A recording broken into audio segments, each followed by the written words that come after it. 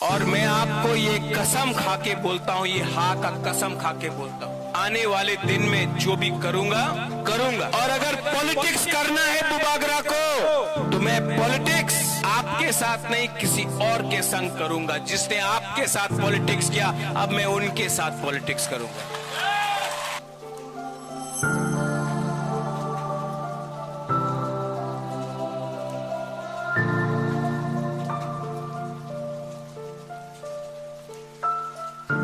Agreements पहले भी हुए हैं, लेकिन इम्प्लीमेंटेशन में प्रॉब्लम हुआ है। इसी के लिए I am very happy and I am very glad that candidate which from our side my sister has been chosen to represent, because मैं नहीं चाहता हूं कि दिल्ली में अग्रीमेंट में कोई रोड ब्लॉक्स आए। लॉजिकली ये अग्रीमेंट को अगर दिल्ली में हमें इम्प्लीमेंट करना है तो एक सही आदमी को जाना था, एक सही व्यक्ति को जाना था।